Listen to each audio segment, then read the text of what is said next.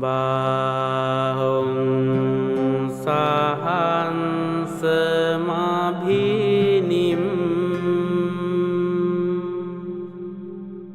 Mita sayudantang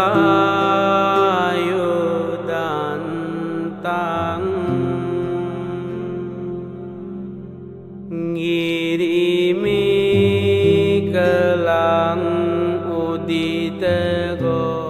So in today's talk, I will talk about the Paticca Samuppada and what we can learn from this doctrine and how this doctrine has then spread into many doctrines that the Buddha has formulated for us. And this Paticca Samuppada, the word Paticca Samuppada means dependent origination. It also means depend on something, then something arise.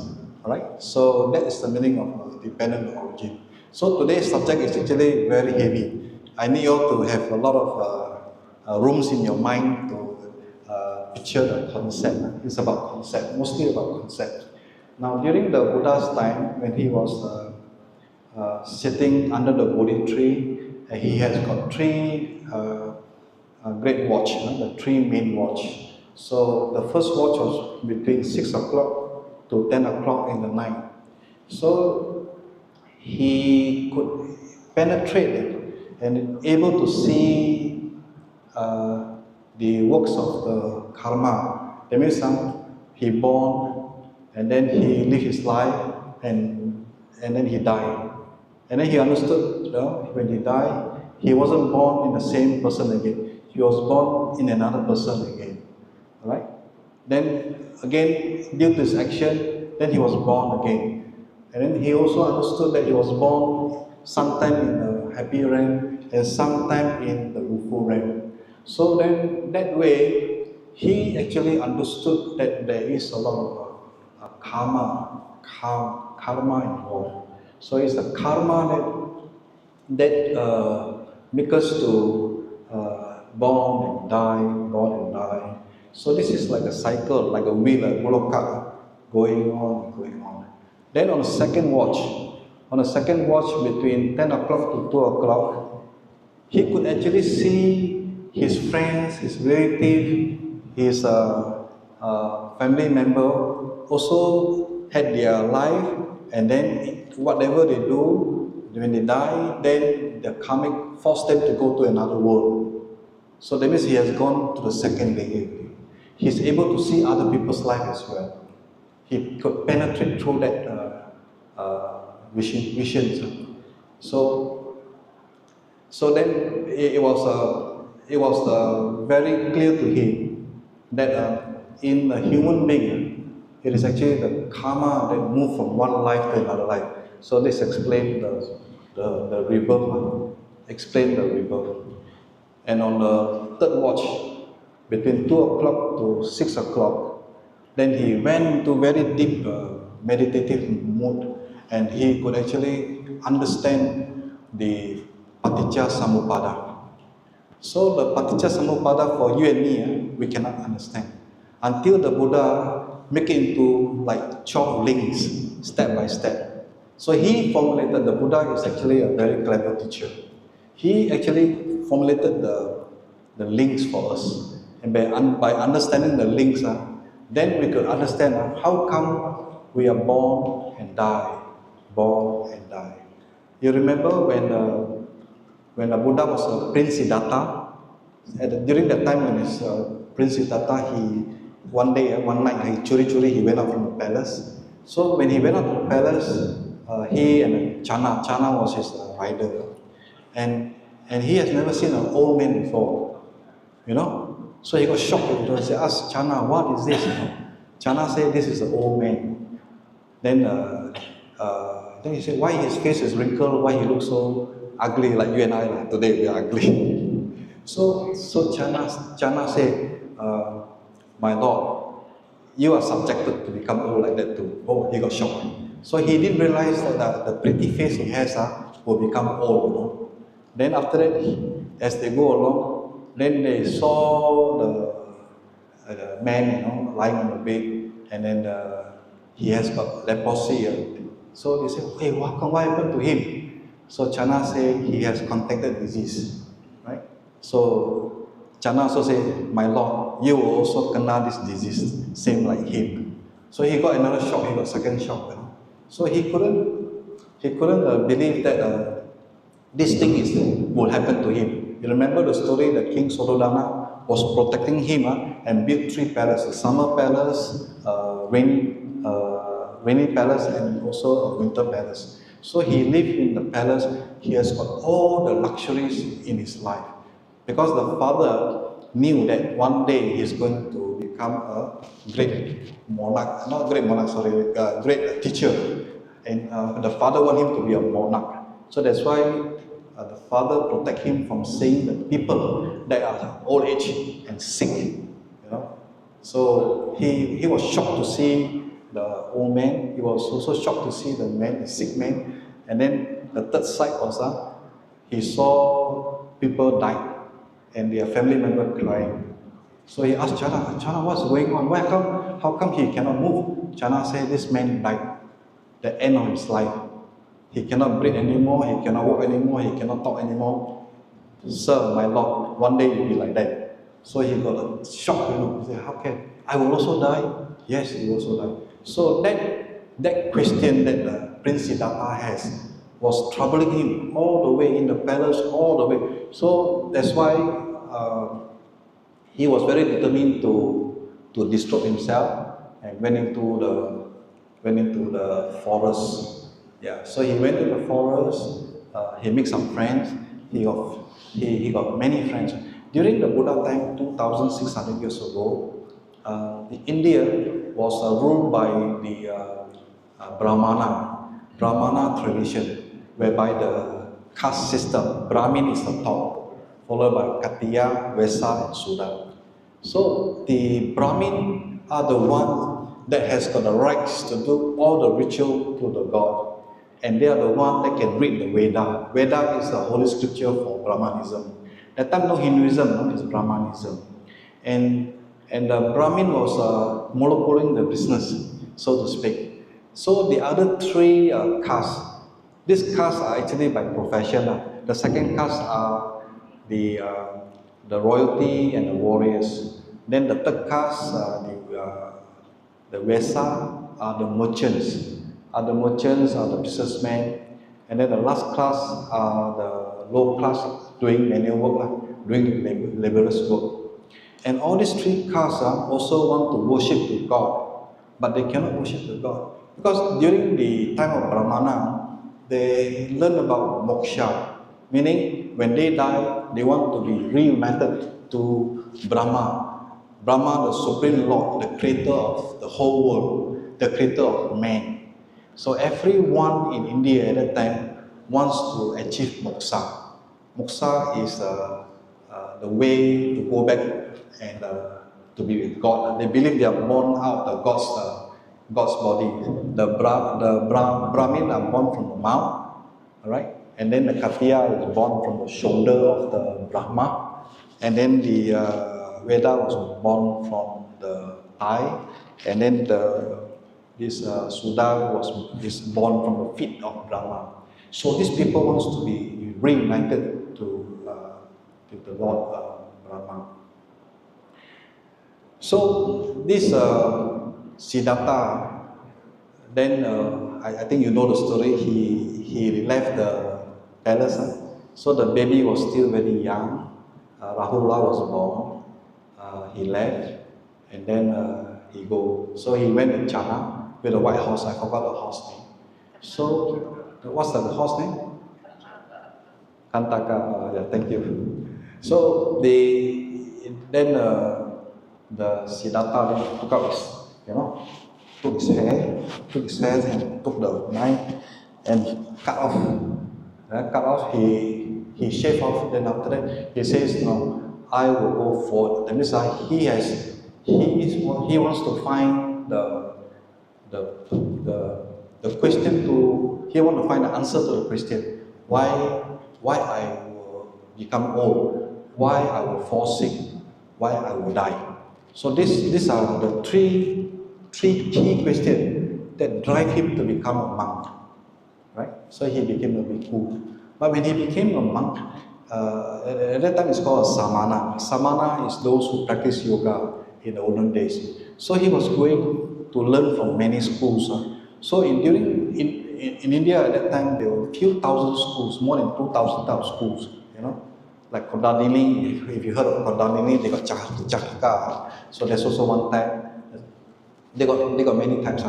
So he then met these 5 ascetics, like him, still looking for answer to salvation, to liberation. So he has got five good friends, Konanya, Asaji, Badia, Wapa, and Mahanama. So these 5 were doing the same thing. So one of the ways they do was self-mortification, meaning they punish their body. They don't want to eat, they deprive from sleeping, they deprive themselves from drinking, and by punishing the body, they can punish the karma away. And by doing that, they can achieve moksha. So this is what he was doing. So he did until very extreme. Until so extreme that his fat all gone, you know, his body all so slim. He says, when I touch my belly, I could actually touch my bone, my backbone. He says, when I just feel my hand, all the hair drop. So he was about to die unconsciously. Then, as he was going there, then he saw a man and a son on the boat. So the man was telling the son, when you tune your guitar, you cannot tune too tight. If it's too tight, you break the string. You cannot tune too loose because you cannot play music. You must tune it at the right tension. That means do it correctly. Then you can play music. Then it dawned upon him. And says, "Wow, I have gone to too extreme. So maybe this is not the way, because it is waggle, it is not profitable, and I cannot achieve my goal. My goal is to find out why we grow old, why we fall sick, why we die." So he said, "This is not the way." Then he then put a bowl in the water. This river is called Mahanjara River. But the river today in India no more dry today. You can only see some sand there, right? So he put in the stream. He tell himself, "Show me the sign that if I can find the salvation, that when am I on the right track." So strangely, the bowl did not flow according to the water flow. The bowl was flowing up against the water flow. Then he knew that it is what he did was right to get out from this self-mortification. Then he found a Bodhi tree. And then actually he hadn't found a Bodhi tree yet. He was around there lying down on the tree. Then there was this lady by the name of Sujata. I heard a story. So Sujata saw him, thought he would need some rice. So then he gave the coconut rice. So then he took from Sujata. So that was the beginning of a nourishment for him. So then he gained his composure, he gained his strength, he gained his energy. Then he came back. Then he found the Bodhi tree. Then when he found the Bodhi tree, he told the Bodhi tree that I'm going here to find the answer to the 3 questions. Remember the 3 questions? Yeah. So he says, otherwise I'm not going to get up. And true enough, I told you the first watch, second watch, and the third watch. By the time when he saw the third watch, he saw Paticca Samuppada. He saw Paticca Samuppada. He saw how the 12 links, one giving rise to another, and that's how we are here stuck in the samsara. So that actually gave birth to a lot of doctrine.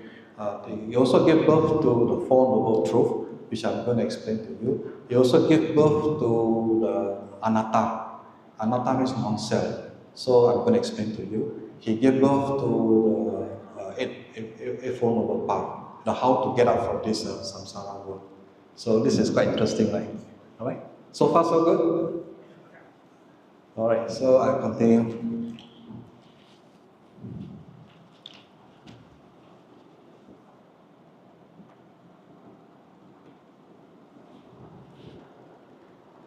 Okay. So dependent originations.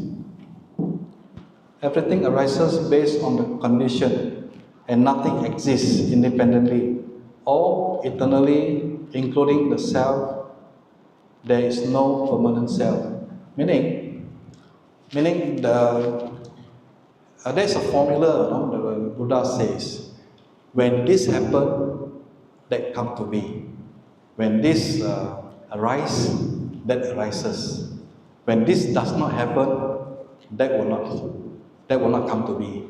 When this does not arise, that ceases. So this is the formula. This is the formula that the Buddha taught.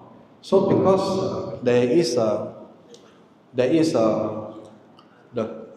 cause, then something arises. There's a cause, something arises. So this is the meaning. There's nothing that is permanent. It has to come from somewhere. That means we have to come from somewhere. The earth, everything has to come from somewhere. It cannot just pop up like that.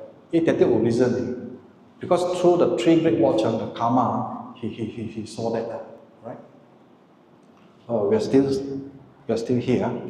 And then the other thing that he also spoke about is that we have what we know now today is the five khandha. The five khandha is the five aggregate, the body and the mind.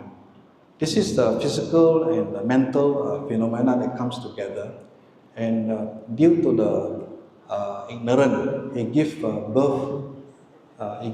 to this consciousness. Now, before I go, let me continue with this verse. Anatta, the concepts of permanent, unchanging soul or self-illusion. The Buddha emphasized that clinging to such idea is suffering. So the Buddha at that time was in the. Remember I told you the Brahmanism and all that. In Brahmanism, they believe there's a soul. So the soul will, when you die, the soul will continue. Just tukar baju saja. You just change your clothes. So you'll be somebody, but the soul is the same. The soul is the same. Now with this Paticca Samuppada, later which I'm going to explain how ignorance has caused for this mental formation, and how the mental formation then give rise to consciousness. The consciousness give rise to namarupa, and so forth. So in that sense, the Buddha says there is no beginning, there is no soul, because the five aggregates are broken up into the six sense faculty: our eye, our nose, our tongue, our hearing, and our touch. So each sense has got its own faculty. So the faculty will look at something. Let's say eye faculty will look at something, and there's a contact, right? So that means that is the eyes. So that means individually it functions differently. There's no one person at all. That means no driver, but it's a combination of the five faculty. So the Buddha also mentioned in the debate with this the Jain Mahavira. Mahavira is the leader of Jainism. Jainism during the Buddha time also at the same time, and they become very popular.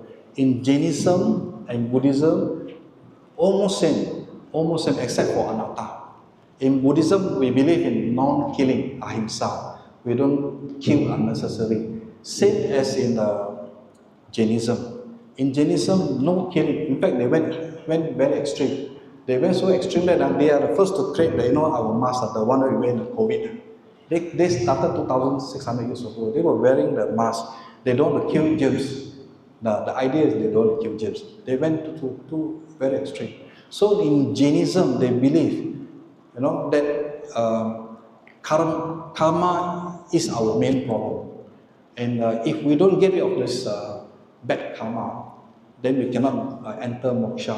We will then reborn again as a cockroach or belong as a snake or a rat or a cow or lembu and all that. So the Buddha came along at that time. So they had a very heavy debate.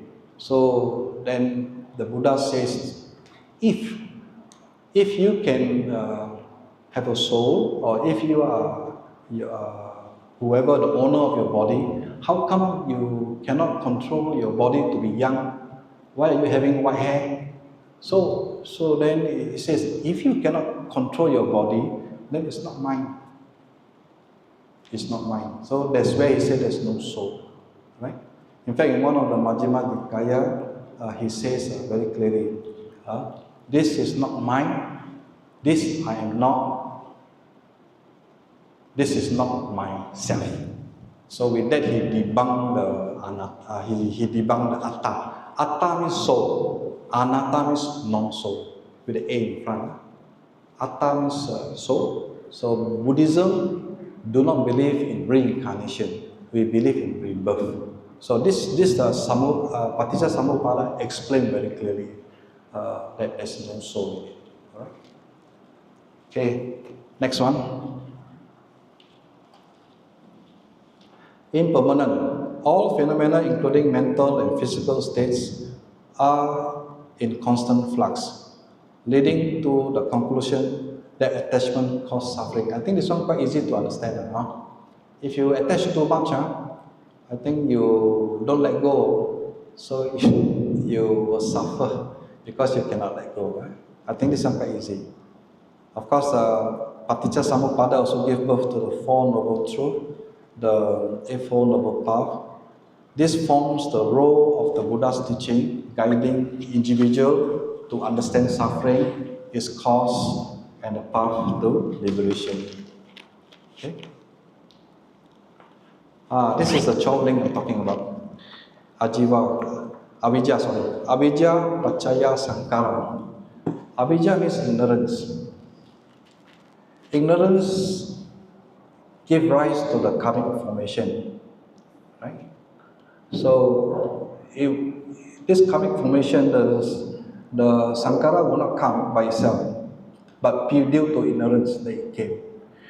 Then Sankara, Pacaya, Vinayam, meaning karmic formation is the condition that gives rise to consciousness, right? So, many years ago, I was in the Dhamma talk. One of the friend asked a question to Bhante, the speaker of the day. He says, Bhante, at what stage or at what time the consciousness enter the womb, or the baby or the fetus? At what stage is consciousness? Now he has already explained here. He explained during conceptual time that's already formation of the consciousness. Vinaya Pacaya Nama Rupa. So as the consciousness took place, the mother and father come together during the period. So there is a sperm and the egg, and a formation will take place. So it will turn into, like I mentioned, phenomena, mental and physical body, right? So there's a mental and a body. The five faculty is coming in now. Then Namarupa Pacaya Salaya Tanam. Mental and physical phenomena condition the six sense base. Remember just now I spoke about the six sense base? So because of the formation of the baby, then the six sense base, that means the faculty of our senses will be formed. right? Pacaya, then the Sayatana Pacaya Paso. Paso means contact. Remember just now I say, once you have the faculty, then you can see things. So that will then tell you what it is. So there was another part in the sutta. People asked Buddha, uh, when the world started, how did the world became and so forth. So the Buddha says, the world started with your sense faculty. The minute you're able to open your eyes, open your ear, open your mouth, then the world comes into you. And that's your world. You got it? So this is very abstract, very hard to understand. But this is the way the Buddha explained. You and your world is yours. Meaning, if you have another friend, his world is different. Now I come to think of it, I think it's true also. Because I live my life, he lives his life. It's a little bit different. He cannot be the same life. So we are not robots, we have our own world. So the world is actually on the outside. Actually, no, the world is actually what we have taken inside. Right? So we happen to be here, to be among the people in the world. Then I say Pasa Pacaya Vedana. So because of the contact, remember just now I say you see something, let's say you see a flower, then you get the feeling. Vedana means feeling. So there are three types of feeling, a good feeling. Another feeling is the bad feeling. So let's say you see some cow dung, then you say that's no good. Then there's also another feeling, neither good or neither bad. So that type of three feelings. Because that feelings then will engage you to the things that you are associated with. So that becomes your world. Then Vedana Pacaya Tanha. Because of that feeling, you are aroused to it. When you are aroused to it, you tend to want it some more. Đức có ai, bị thing, right? So this will, I think everyone will understand the greed. So this give birth to a lot of greed, which actually gives us a lot of problem, right? I think most of you are elderly people, you understand what I'm trying to say. And Tangha Pacaya Upadaman. Upadaman means this craving that we have a little bit. When we have a little bit more, it becomes craving already. That means you are like a drug addict, Look at your eye here. So the cleaning is the problem. So if you can cut craving, then you don't have the clinging, right? Once you want clinging, that means I know a lot of people in the office, they want the position of the CEO. So what he do? He do all the bad things, backstabbing and all that. So he forgot himself, that he shouldn't do that. So he ignorant ayo. So at whatever cost, you will do it. I know some boys, I come from Blocktown. I hear this story. This boy want to marry the girl. Then the girl look down on the boy and say, look about Jonah. In Blocktown, we're talking about fishing village. Look about Jonah. How are you going to marry my daughter? He went to work very hard. And end of the day, he bought 6 fishing boats. And he tell the girl's father, now I want to marry your daughter. So the father gave. So that means he really want to marry the daughter. So this is called clinging. He cling to it, right? So is it clinging? Is it good or bad? You cannot say it's totally bad, because if young children, you tell them, try don't be so ambitious, then the boy is useless. So we still need to control. But here, I think what he mentioned here is the craving part. The craving whereby for those lust, greed, pleasure. So we have to cut those off, right? So we have to actually guide our children what to cut off, what to hold on to. Then Upadana Pacaya Bhavo. Bhavo means becoming, existent. Because of this cleaning, you cannot let go. Even if I get a heart attack, I want to come back again. Alright? So that is the nature of life. Right? So all of you here, including me, when we die, I'm sure we'll come back again in another form. Right? So this is the This is the what you call it, the law of Paticca Samuppada, right? Then Bhava Pachaya Jati. So because of this existence and all that, then you are born. When you die, you are born again. So if you study the Abhidhamma explain about how the mind works. There are 89 citta and 52 cetasika. That means the faculty of the mind. And then in one thinking moment, there are 17 thinking thoughts. Sorry, there are one thinking moment, there are 17 thinking thoughts.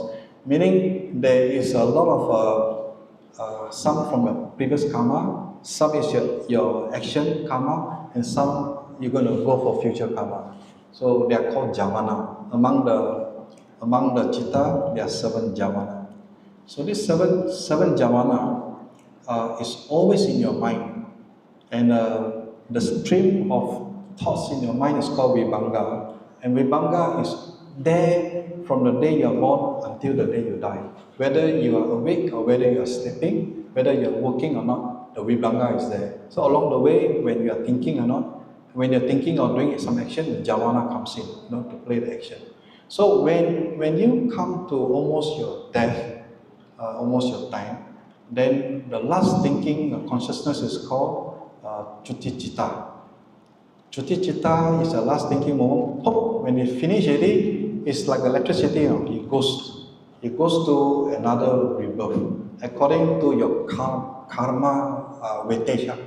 So according to your karma weightage, you're born according to the rank that you deserve to be in. And the first citta there is called Patisakti Citta. And this is where it goes into the baby's womb. Remember the consciousness I spoke about? So then it comes in, and then that's where the whole life begins again. Right?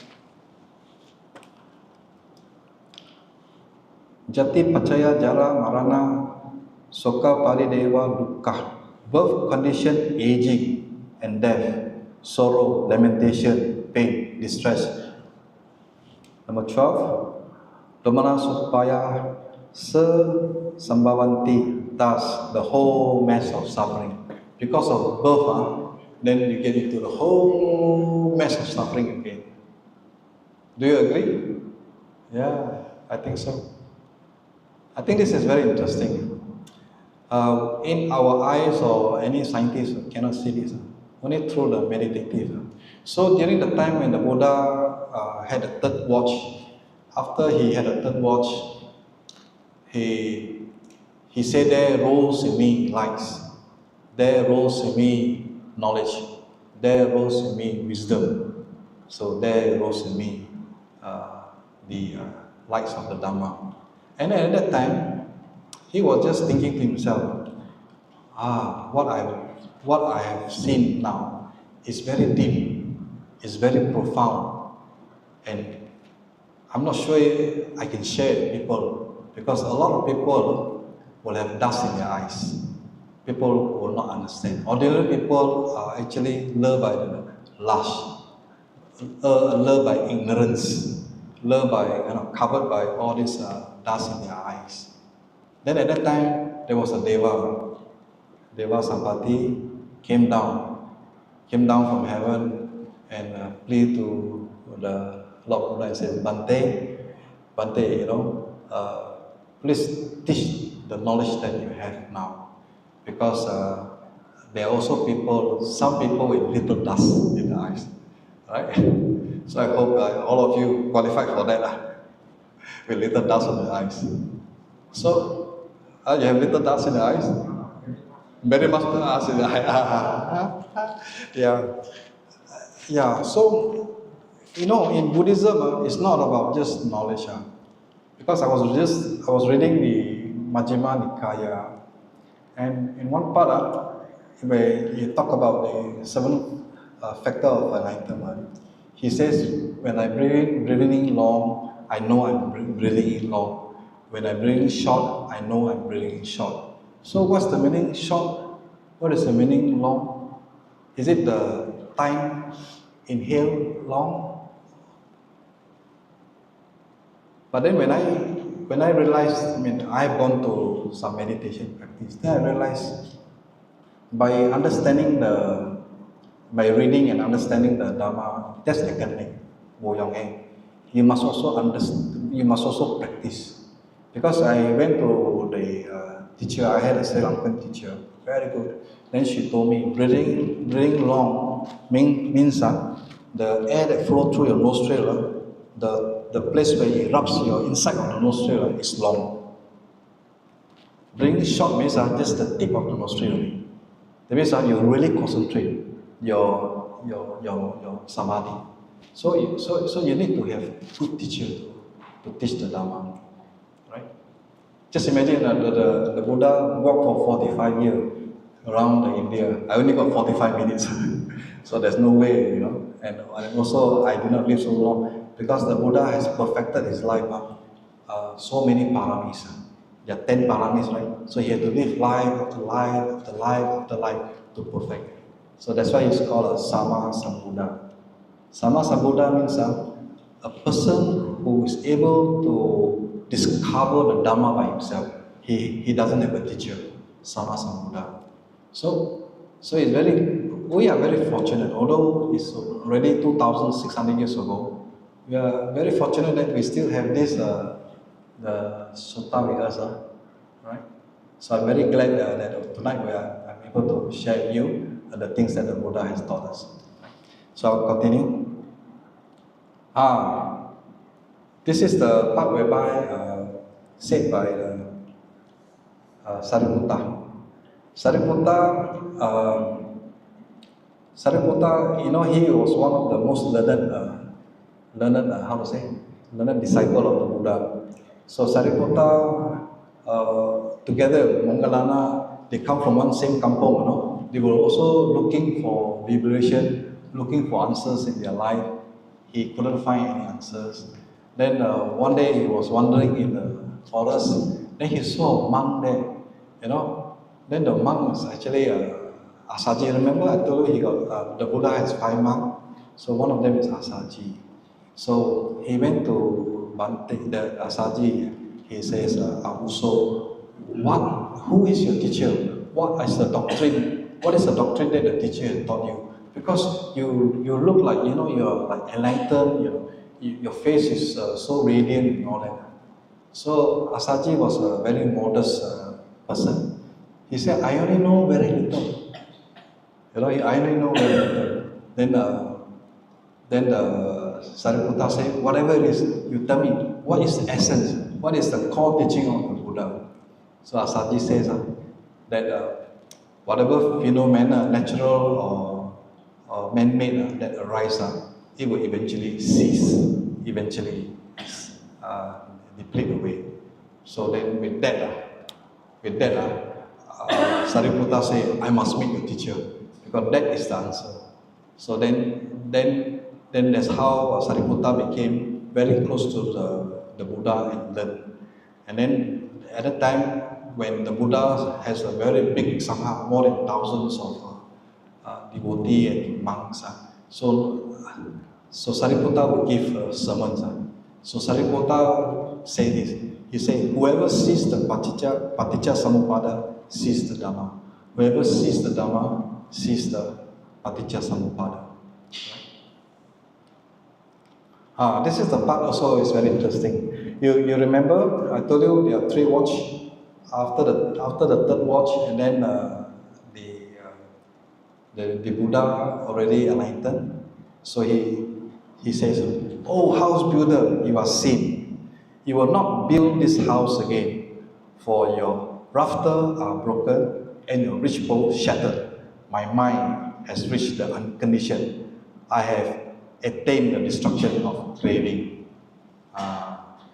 So what is the meaning of the house here? What do you think is the house?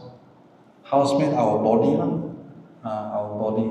So he tells whoever the house builder is that you will never build another house again because I have shattered all your pillar, your walls, everything, right? So he has found liberation.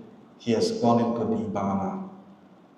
So you can read this in the Dhammapada, verse 154. Oh, we are still in the introduction.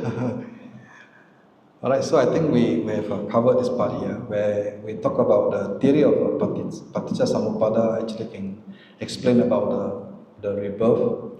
So you remember I talked about the rebirth, right? So the rebirth, let's say Brother Tay passed away. Will we see another Brother Tay in the next life? No, he could be Brother Tan, he could be Brother Wong, right? So it cannot be the same Brother Tay again. And then his feature also different because different parent, right? So, but in India, in ancient India, they were very tied to this Brahmanism. That although Brother Tay can be Brother Wong or Brother Tan or looks like somebody, but he's still Brother Tay, you know. So I don't know how they're going to prove it, but in Buddhism, we have our way of proving that rebirth.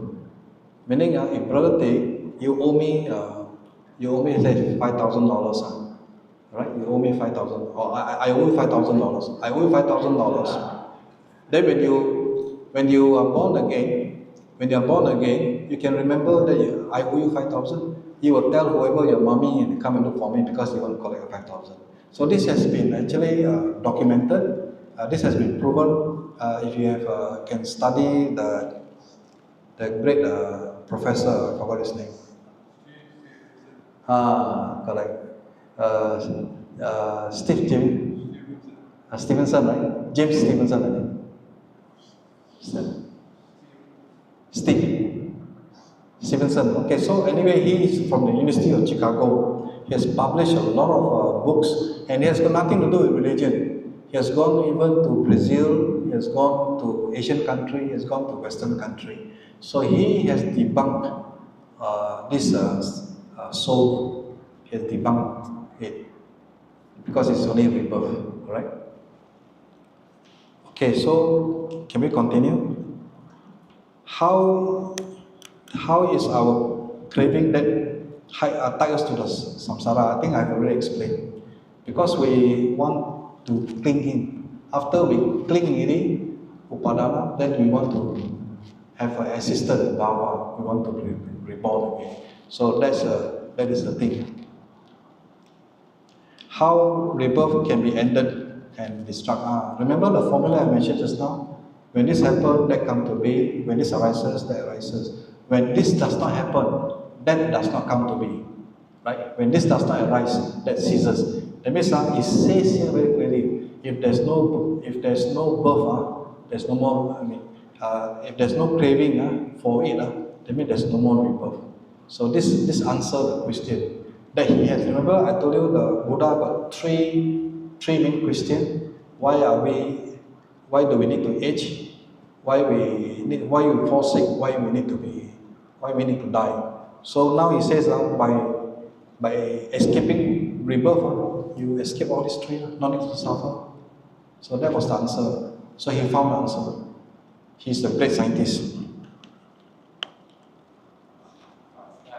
Yeah. Can.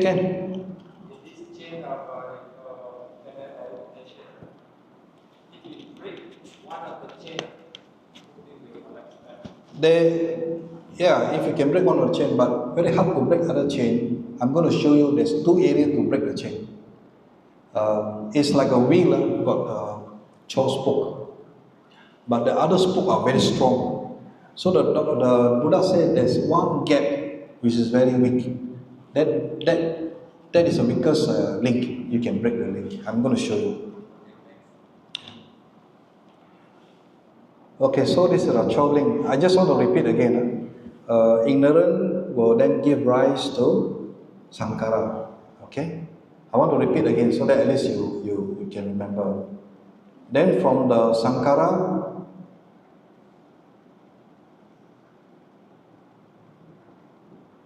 it gives rise to. Oh, I missed the link. To vinaya. Yeah, consciousness. Consciousness then gives rise to nama rupa. So this is where the baby form. Then inside the baby, the sixth sense base is formed, or sixth sense faculty is formed, Salayatana. And when the baby already born, then he's contact to the world, right? Then when you contact to the world, you get Vedana, feelings. Then when there's feelings, then your life becomes complicated, right? You want to have more. You want, then the greed take place. So again, this greed explain the four noble truth, the second noble truth, right? Second noble truth is to explain the three evil roots that give birth to suffering. So this is it, craving, tanha. Tanha is the main root. Then tanha here give rise to upadana. Upadana means clinging. Clinging, remember? Clinging is actually another word for intensified craving. When the craving intensifies, it becomes clinging. So this is very dangerous, right? Then because of this clinging, intensified clinging, you want to be born again. You want to be born again, bhava. Right? So then bhava will give rise to birth, jati. Right? So jati, when there is birth, there is pain, sorrow, lamentation, grief, and a whole mass of suffering. Oh, I have done the opposite. Aging, death. Aging and death. Jara, marana. So we are now all in the cycle of samsara. Men are corrupted and become ignorant. Ignorant is the main factor that brings us. So, Brother Ong, the ignorant is actually ignorant of Four Noble Truths. So if you could understand the Four Noble Truths, then you can cut this wheel. So this is one of the area. But this one is very difficult for you. The easier for lay people is the other one called craving. Craving is the easier one. Now explain the relationship of the Paticca Samuppada to the Four Noble Truths, right? So in the first Noble Truth, the Paticca explained the cycle of samsara, driven by this link, lead to repeat, which experience suffering in life. I think you all know. Remember I told you, you die, you're born again, you die, you're born again. So the Paticca Samuppada explained the first Noble Truth. And the second Noble Truth, this is the one, Brother Ong. The second Noble Truth identified tanha as a cause of suffering. Right? So what is craving to you? What is craving to you? Something that you want, right? Something that you want. Look, this is the I. There are four types of clinging, four types of clinging. Clinging to things like material, relationship, pleasure. Second one is clinging to views. Some people cling to certain views, and because they cling to a certain view which is wrong, that causes them to suffer. That's wrong for false view. Then another type of clinging is I forgot. Yeah, I just forgot. Actually, there are four types of clinging. Ego is one of them. Okay. Another, the last one is ego lah. This is the clinging to self. This is self. Yeah. Myself. Yeah. One thing is survive. Yes. So we have to understand non-self. If we understand non-self, clinging to the self, make you want to be born again. Right? So there's no use of clinging to the self. Okay, so also regarding the dukkha, there are actually three types of dukkha. The first dukkha is dukkha dukkata. This is the ordinary suffering that you and I suffer when we get a car, or when your children come back. You say, I'm pregnant, when they are not even married. So these are the dukkha we face every day. And also, also you will experience you get things you don't want. You don't mind, but you get this manager or you get this kind of son-in-law, right? Then things that you want, I want this daughter-in-law, but you cannot get, So this is also dukkha, dukkata. Then the second type of dukkha is viparina nama dukkha, which actually produced due to change. Right, your family member died, passed away, or like you suddenly your house caught fire, you lose everything. So this will give you immense suffering. So this is the second type of suffering. And the third type of suffering, this is actually just now we talk about the ego, sankara dukkha. The dukkha that we think of self, me, mine, myself. So because of you want to have that actually bring you a lot of suffering. So the Buddha explained that these are the three dukkha that you have to watch out. In short, the five aggregate is the attachment to dukkha. Right? What are the five attachment? Five attachment? Nama rupa. The body, I want to be beautiful all the time. And then also, the feelings, you want to have good feeling, you want to have a nice look, you want to taste the good things in life. So these are actually your enemy. Although they are you think it's you, but actually they are your enemy, right?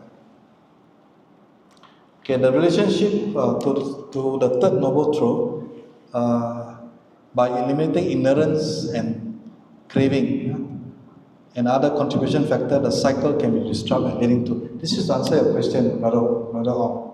So craving is the part where the Buddha says that little gap is like a line, a crack in the wall. That one you can penetrate through.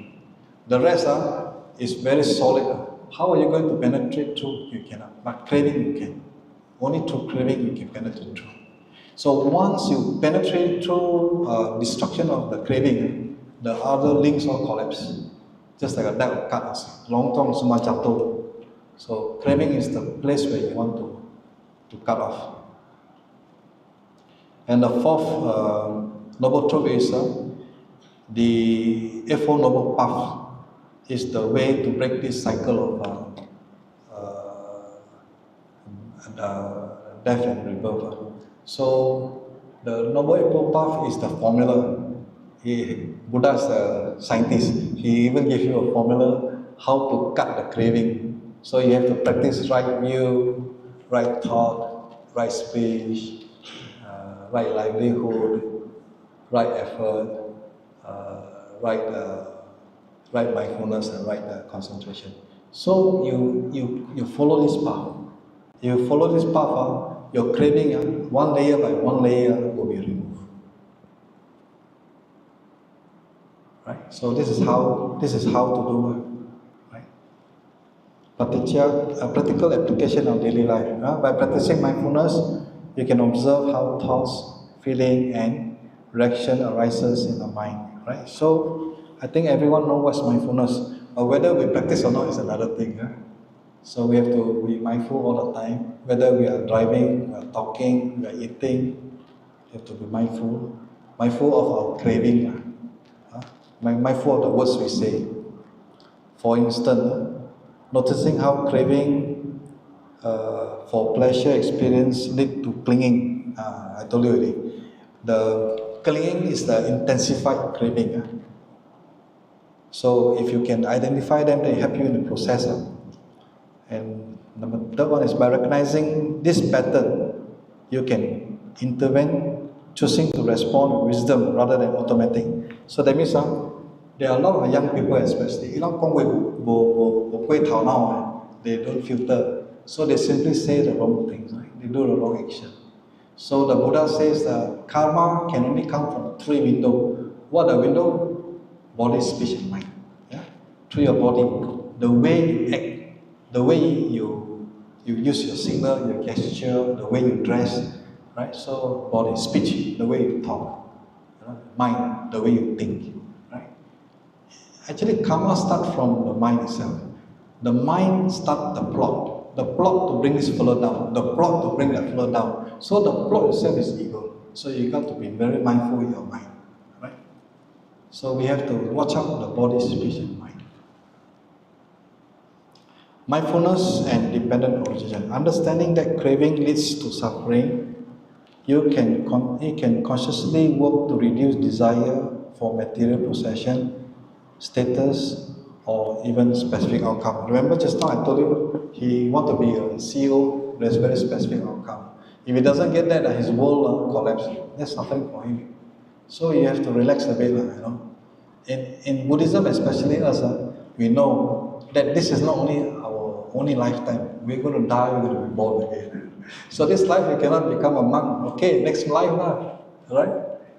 So don't think that you lost your chance. You always have another chance, right? So this is a good way. Case study analysis, real life scenario. Dependent origination shows that actions have consequences, right? So remember I told you something arise to something, right? So there's always a consequences. So for every action you do, there's always a reaction. So you have to watch out for your own reaction. By being aware of this, you can make more mindful choices. For example, understanding harsh word can lead to conflict, right? I think this one we are all expert in it already. The gap between feeling and craving, this is the part where the Buddha says, the gap between feeling and craving provides a viable opportunity to break ourselves from the motion of this wheel. It is a hairline crack on the wall that gives us a chance to pierce through. After piercing through this link, bit by bit, we uproot the craving in our mind. By destroying this link, the structure of the 12 links will collapse. Yeah? Mr. Ong? This is what the Buddha says. So this is the gap. So that means you work on your craving. So instead of go and work on the 12 links, he tell you already. So that means the Buddha already tell you, he give you a GPS how to go. One is enough, correct. So we are very fortunate that there's a Buddha to give us a GPS, to come. In fact, I came from Penang with GPS. I used the West Coast Express. So so nice. So this is the Buddha gave a GPS. So we must also use this GPS, so we know how to go to our own destination. Right? Thus, making way for us to be free from the cycle of death and rebirth. I don't know how many of you want to escape from samsara. One. Yeah. But some people still want to attach to their handbag, attach to their house, their children. I think we have to let go. Whatever it is, I'm just thinking myself. If I leave, maybe my children will remember me. If another 20 years after I die, maybe my grandson will remember me. But given another 50 years after I die, nobody will remember me anymore. You understand? So there's no point clinging to whatever you have, because you are just one small tiny speck of the entire world. So you must realize, the Buddha already say, what you are going through is actually the whole mass of suffering. Or whatever sweet that you take now is just temporary, it won't be long, right? Okay, I continue. Understanding. By having the understanding of the working of the wheel of the Paticca Samuppada, we reduce the state of ignorance. Just now we were taught about the 12 links, right? So what the Buddha wants to tell us, because we are very blind, we are very ignorant about how we are born and die. So ignorance is actually one of the link we can break. So to break the link of ignorance is to understand the Four Noble Truths. And in the Four Noble Truths, the Fourth Noble Truth says that to eradicate the suffering is through the Noble Eightfold Path, right? The Noble Eightfold Path. So there's one story about the last time when the Buddha was giving a lot of sermons, and then they will pay respect to the Buddha, right? They will. Then there was King Saka. He came down. King Saka came down. He says, "How come you all because they also listening to the Dharma, you know, in the Deva rank. He said, how come you all don't also pray to, thank to us, and because we are part of you. So that's how the Buddha from that day onwards says that when we have this rejoice in the Dharma, we also rejoice in them. So what I'm trying to say, King Saka during that time he also asked the Buddha, because King Saka has also his kingdom. So there were a lot of questions posed to him. There were a lot of doctrine. There are a lot of people saying this is good, that is good, this is better, that is better. So he asked the Buddha, which is actually the best? So the Buddha says, the gift of Dhamma excel all gift, right? And the taste of Dhamma excel all this, and the delight in Dhamma excel all delight, and the destruction of craving actually eradicate all kind of suffering. So he actually explained very well that the Dhamma given to us can answer our suffering, our circle of death and rebirth, death and rebirth. Right? So, of course, to summarize, the Buddha says we have to avoid evil, cultivate good, purify the mind. I think this is very easy to say. Of course, I think most of you here practice the 5 precepts. You practice the 5 precepts? Practice, yeah. In fact, lay people will practice the 5. Not all the time.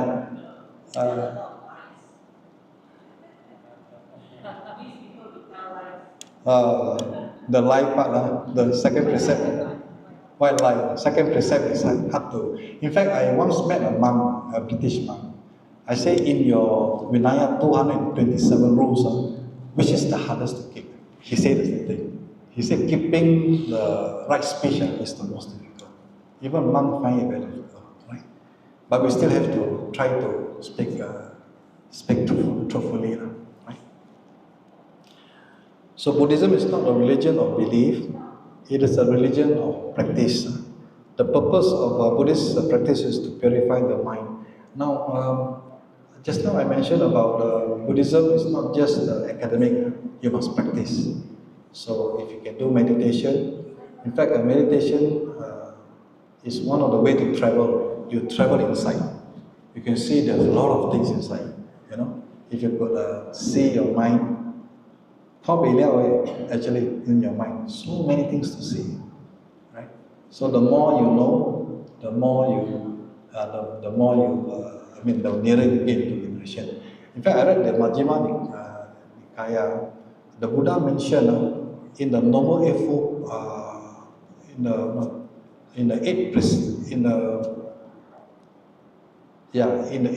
Noble Eightfold Path, we have to do right view and all that, right? He says you have to do 2 more. For serious practitioner, he spoke to the monk. For serious practitioner, you have to do 2 more. So you got right view, right understanding, right speech, right thought, right speech, right effort, right livelihood, right mindfulness, right concentration, and 2 more. One is right knowledge and right wisdom. Right? So actually there are 10. If you're serious enough, you know there are 10. If you just tell me you know 8, and then I know you haven't reached that stage yet. Right? So we have to practice. Only by practicing we can penetrate the ignorance. Right? But if you can break the craving, the whole thing also collapses. So also can. Right? So though a general may conquer 1,000 times, 1,000 men in a battle, yet he indeed is noblest victor who conquer himself. So meaning, remember I told you the world is actually inside, but it looks as though it's outside. So you must actually conquer inside. Right? So this is what you mean. So try to fight yourself. It's nothing to do with people outside. If you want to break craving or you want to break ignorance, you have to deal with yourself inside. Right? So you have to fight one war. This war is yours. Okay, this is the 12 link. we have got ignorant, avijja. Avijja give rise to what?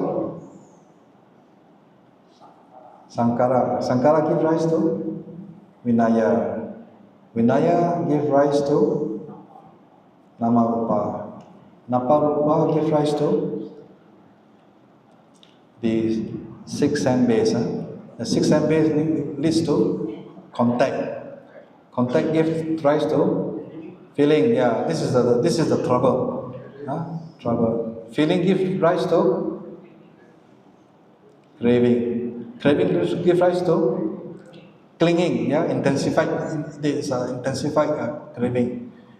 So clinging gives rise to becoming. Yes, becoming gives rise to birth. Birth gives rise to aging and death. Right. So these are the two areas that we should attack. These are the two areas we should attack.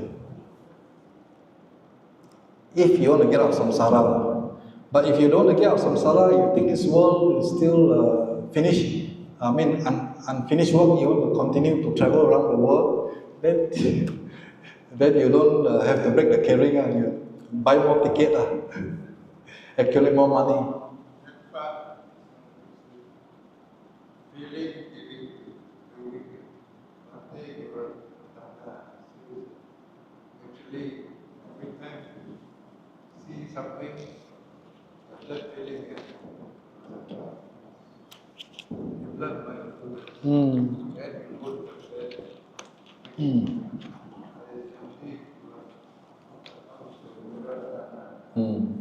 Thank you, Brother Lam. Yeah. Yeah. So. First thing actually. Thank you, Brother Lam. So Brother Lam mentioned to attack the craving is through mindfulness. Yeah? Once we are mindful with the things that we think about or to grasp on, we must be mindful. Is this craving or not? If it's craving, let go. Then we can, like I said, mentioned, layer by layer, let go of the craving. Then eventually we can break this link. Okay, I think. Okay, if ignorance is to be destroyed, then the 5% is our defense. The Noble Eightfold Path is our strategy. Paticca Samuppada is the map of the battleground. It locates the enemy and points out to the weakness of the defense. You got it? Very nicely done. So the Buddha gave us everything. Not only give you the GPS, he tell you where are the police block. He tell you where are the traffic jam. So he actually gave us everything. The Buddha gave us everything. He gave us all the tools, all the maps. Okay, let's recap about the formula. Can you remember the formula? When this exists, that comes to be. With the arising of this, that arises. When this does not exist, that does not come to be. With the cessation of this, that ceases.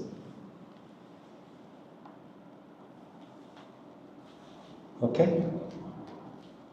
I think I've come to the end of my talk today. I hope you have enjoyed and learned something. Yeah. Right?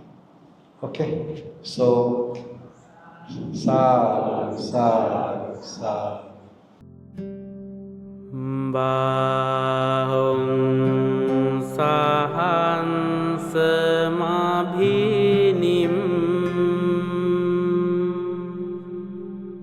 mita sayudantang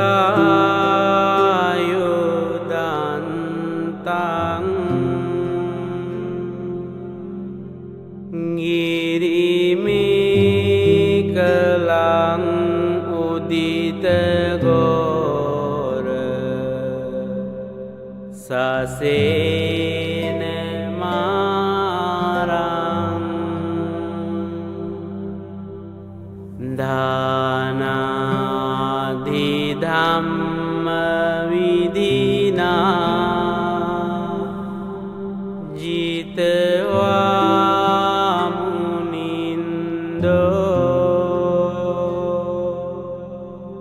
Tang tejasa bhavatu te Jaya mangalani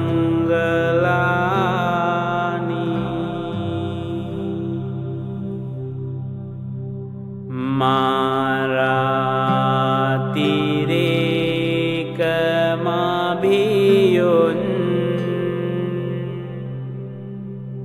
Jita sabaranting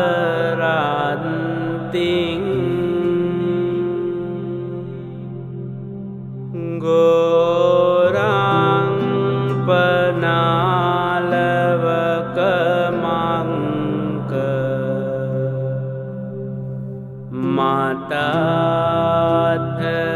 Matathayaka Khanti sudhanta vidina Jitawa munindo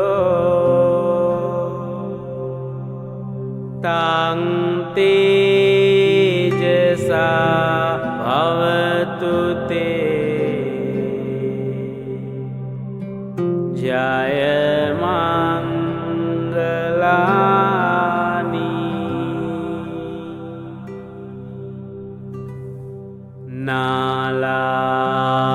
Nalagiring gajawarang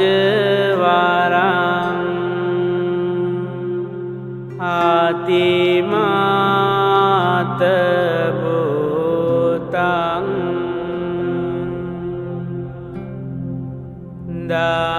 Dawang gicang kemasaniwa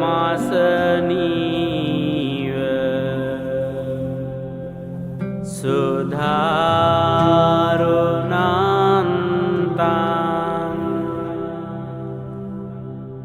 Minthang buseka vidina Jitawa munindo Tang tejasa bhavatu te Jaya mangalani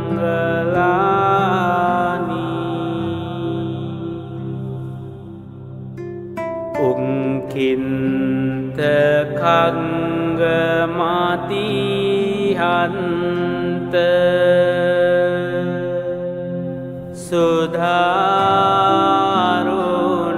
Sudharunantang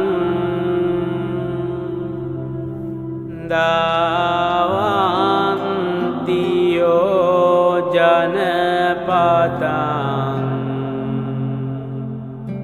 Gulimalawantang Indi bhisang katamano Jitawa munindo Tang tejasa bhavatu te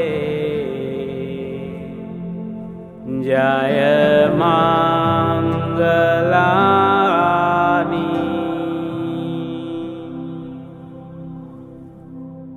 Khanvana kanta mudrang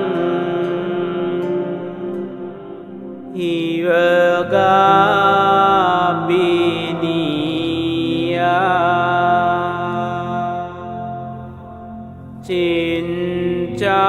Cincaya dunthavacanang Janakaya mandi Santena soma vidina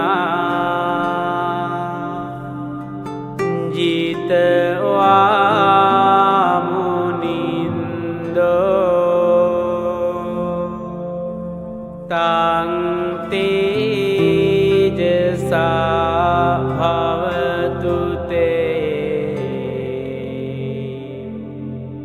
ยายมังกลานิ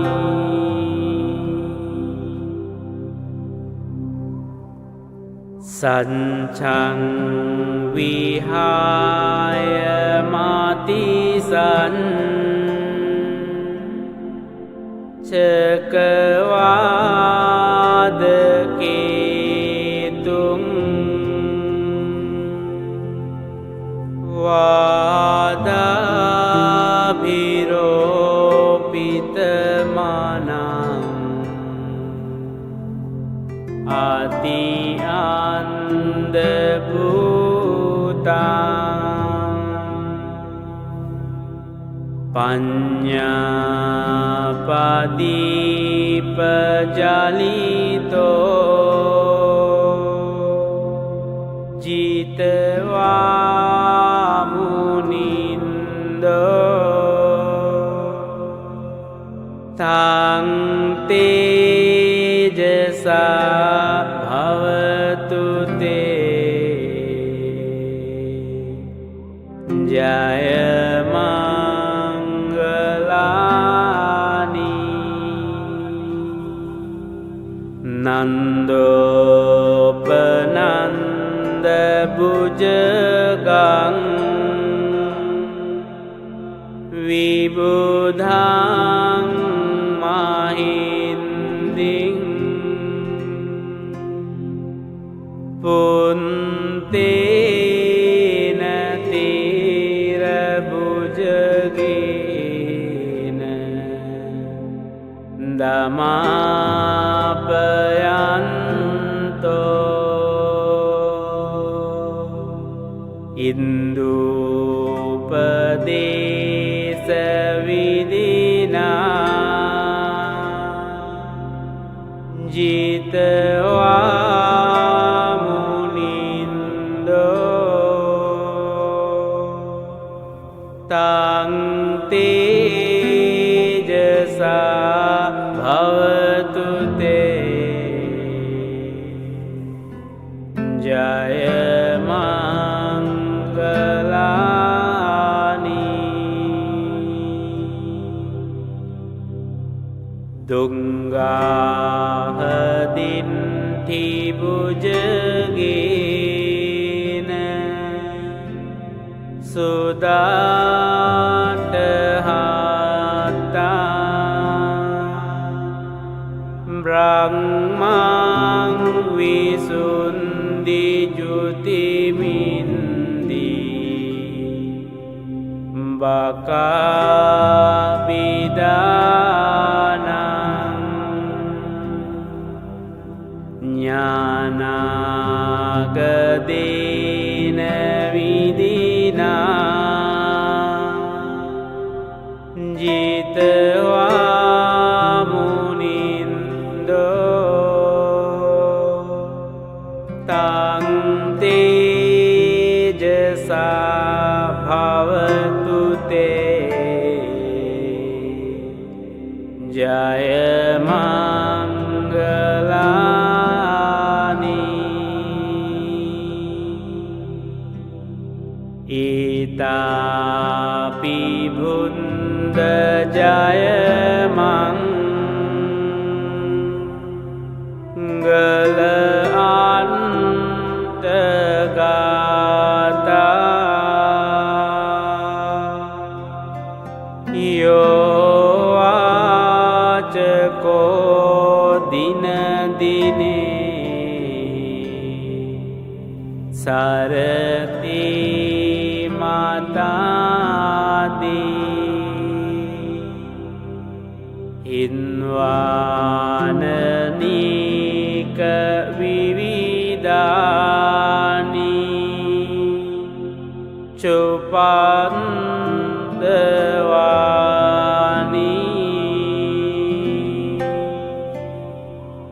มงคังสุขังอาดิธามิเย นาโรสัพพะ